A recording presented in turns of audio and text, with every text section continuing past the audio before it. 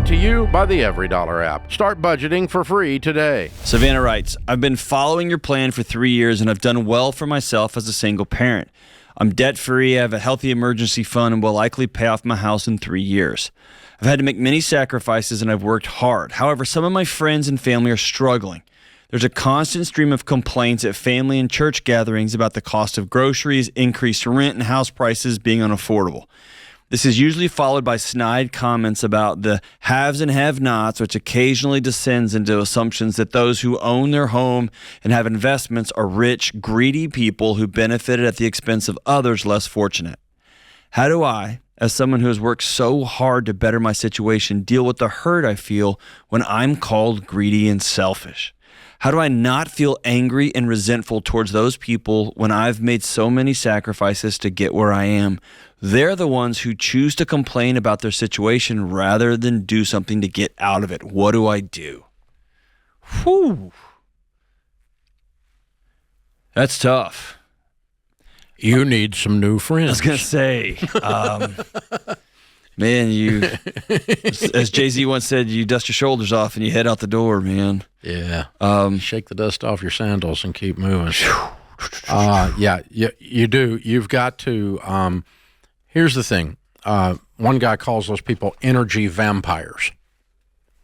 And they're sucking the blood out of your soul is what you're saying, because that's what negative people do that are victims and complain and blame everyone else. They're the opposite of people who provide hope, who provide encouragement, which refreshes people's souls instead of drains them, right? And so you have to say, all right, the people that I spend time with that are negative is going to be limited to the amount of energy I have to try to help them not be negative. But just to hang and sit for 2 hours while somebody bitches and moans, no, I'm not doing that. I don't do that. Yeah. If I have someone enter my life that's going to act that way, they get limited access to my brain. Yeah, and I can't stand it. That's and been I'm really a hard positive thing person. for me. That's been a hard thing for me, and I'm realizing to choose to spend time around those people is to choose to have less of an impactful, meaningful time with my kids, with my wife, with my coworkers, with my other friends. It's finite. That's right. It gives you the flu. That's right. It's contagious. Yeah, and I spend time. It gets on me. I get in my car and I'm like, well, what did you do? It's hard not to become the air you breathe. And so, yeah. Dave, how do you? If everyone in your church is acting that way, you need to change churches. It's time. That's right. But Dave, how do you begin to? It sounds weird. Make new friends. You got to go make new friends. You got to go be weird, make new friends. We were just talking off air about a mutual friend of ours that's sober. Mm-hmm. He's been sober about 2 years. Yeah. He's not doing cocaine anymore. He's not drinking anymore. You know what he's got? New friends. He's got new friends. That's exactly right. Because he wanted a new life. Yeah. You can't keep hanging out with people snorting cocaine if you want to quit cocaine. Hello.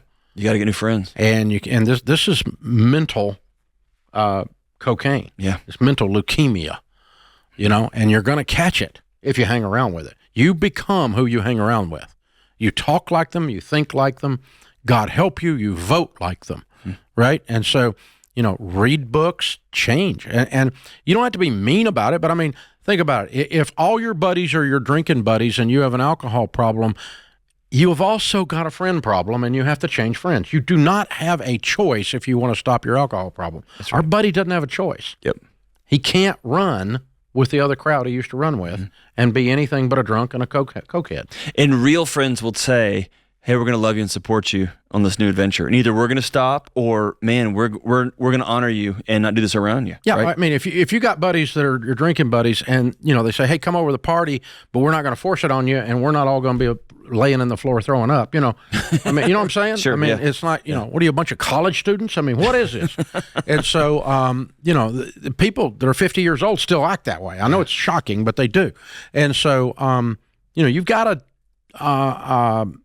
you got to get new friends. We yell this a lot on the show, and we celebrate being weird. But the truth is, being weird sometimes comes at a cost. Yeah, people don't want to be around you. You take their, that kid in math class that always just got hundreds, and everyone just kind of annoyed by him. You become that for their life. Dave, first thing this morning at a staff meeting in front of 1,000 people, we had a guest come in, and we've been doing a documentary with her.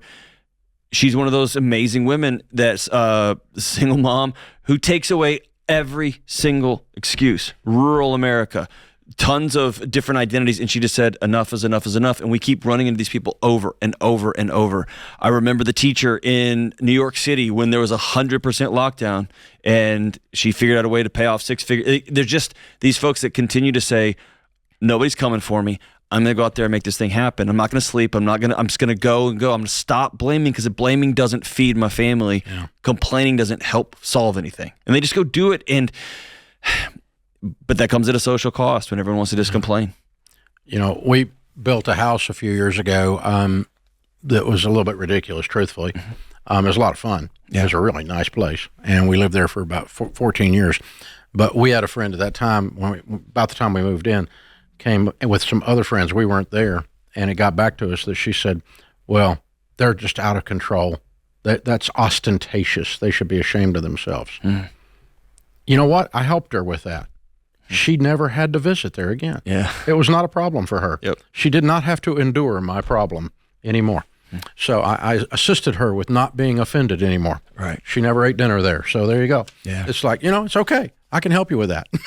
Well, and your best friends are the ones you call, and when you have those moments, they celebrate with you. Yeah. They laugh at you and give you a hard time. I want some brag moments. But they cheer you on, man. Yeah. They cheer you on. A group of guys I get with once a month, and one of our rules is cone of silence in the room. Now, tell me something good that's going on. Tell me something you can brag about in here, because there's nobody else you can brag to. Yes. And I'm your friend. I'm proud of you. I guarantee you everybody walks out of that room standing a little taller, a little more Shoulders inspired. back, head up, baby. A little more like, I'm going to go get mine then. Oh. Yes, that's so cool, baby. man. Howl at the moon. I'm saying, it's it. That's it. That's versus like, well, the little man can't get ahead. We're all stuck. I sure hope we can elect a president who'll fix my miserable life, because I won't get off my assumptions and do it myself. I've never heard get off my assumptions. That's fantastic, Dave. Eeyore is your spirit animal. Come on.